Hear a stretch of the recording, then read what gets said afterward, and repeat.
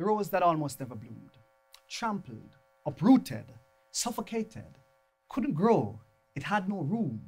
Even though around it there was no hope, it opened up its heart to growth. For it had a vision, a dream to defy the odds. So it dug deep, reaching out to God. Unwaveringly, it gave all it had. Then something started to happen. It was as if new life was breathed into it. And slowly, the rose began taking root, and others around it started to notice. They saw the truth of the spark that was ignited. You see, from one to the other, that's how love circulates. It breaks through borders, even walls it penetrates. Now the rose, on its journey, it went, stood up to the wind, though it often bends. It learns to appreciate the weather, the sun, the rain, even the storms, for it remembers a time when it had no roots to hold on.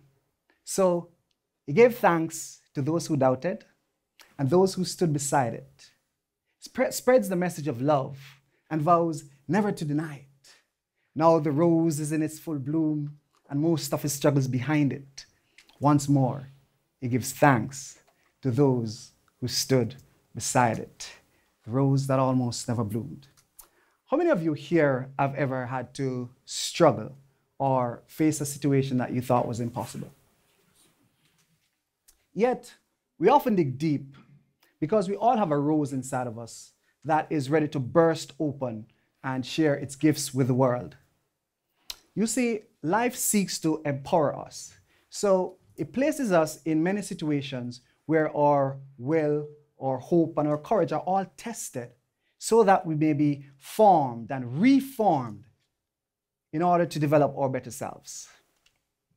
Today, through the lens of the rose that almost never bloomed, I will share with you a number of things that I've learned about life that, if applied, I'm sure it will help you to bring out the better you. So the rose that almost never bloomed had a vision to defy the odds. Now, a vision doesn't have to be anything deeply spiritual or esoteric. It is simply an idea that you have in your mind to which you have an intention to bring to fruition. So, in the case of the rose, it reached out to God, but somehow it recognized that faith was just one side of the coin. It also went unwaveringly and decided to do its work. And that's because a vision is almost like a verb, or it has to be acted upon in order to be that catalyst for change. The question is, what visions do you have in the corners of your mind? What crazy idea is just waiting there to see the light of day? Walk with me for a little bit.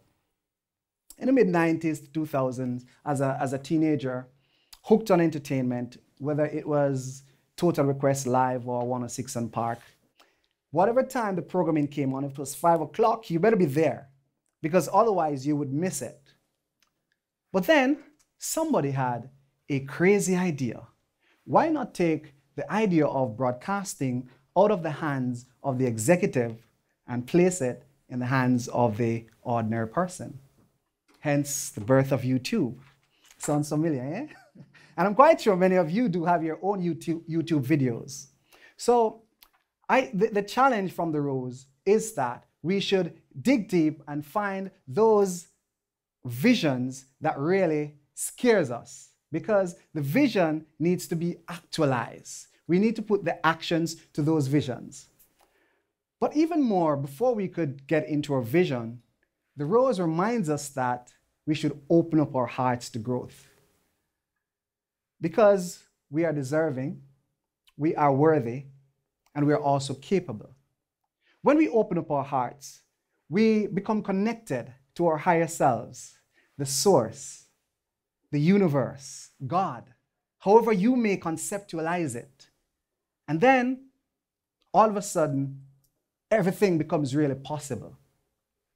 But often, when our hearts are not open, it means that we are also closed off from the very source or our higher selves. And when we are closed off, we show up in life not really being ourselves, but more like living in the shadows. And that prevents us from really experiencing life as it is. So the question is, what are you scared of? What prevents you from really looking deep within yourself and connecting? Think about it. Think about it for a while. Now, it is important that we open up our hearts and connect, because when we do that, we gain the actual courage. And that courage is what sets us apart. And usually what stops us is indeed fear. I think a good place to start is to understanding that fear is really an illusion. It is a limiting belief that prevents you from experiencing the wonders of life, like love, peace, and joy. So the rose instructs us that even as we create our visions and we open up our hearts, we must have a great foundation upon which to build our visions. So I ask you this question: what are those things that you really stand for? When all things are gone, what is left? Think about this.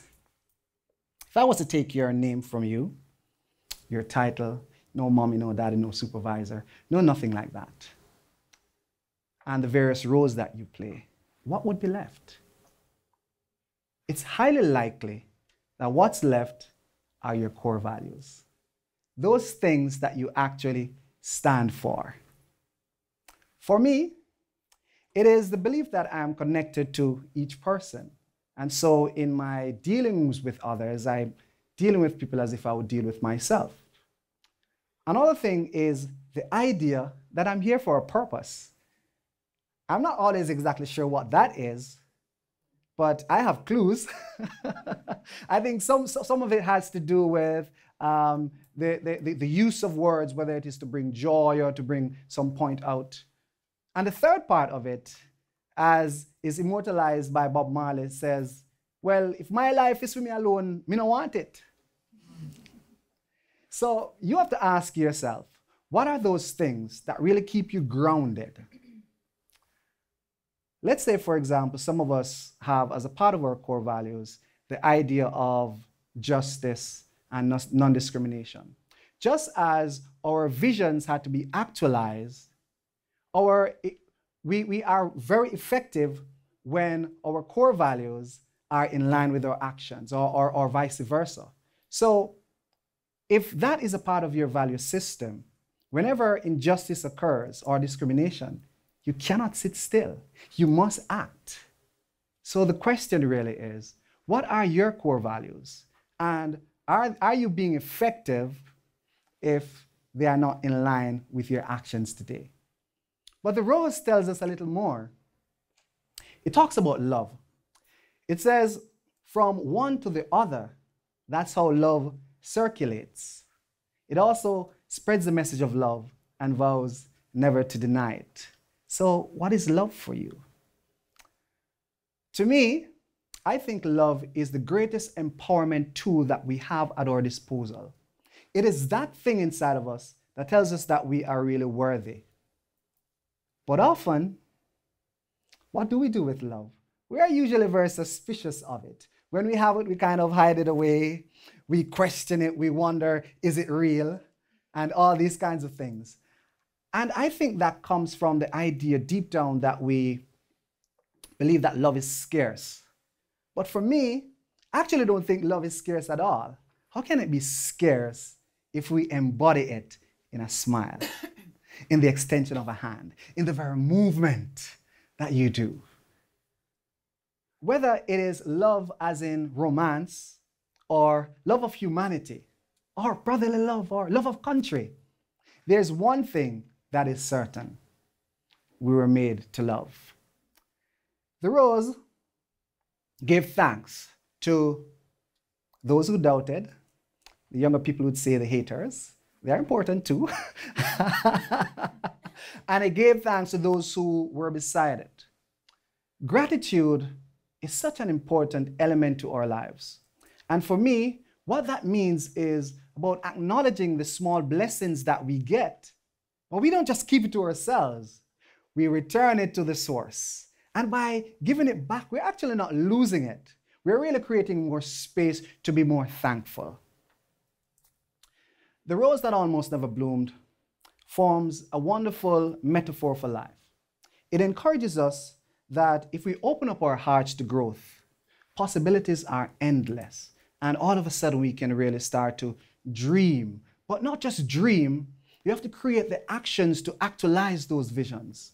And these visions must be laid upon great foundations. So it talks about how much do we integrate or how much do we live our core values. And in all that we do, there has to be love, regardless of whether it is romance or love in whatever form. And in all things, we should give thanks. Ladies and gentlemen, I'm Hylton Grace. Thank you very much.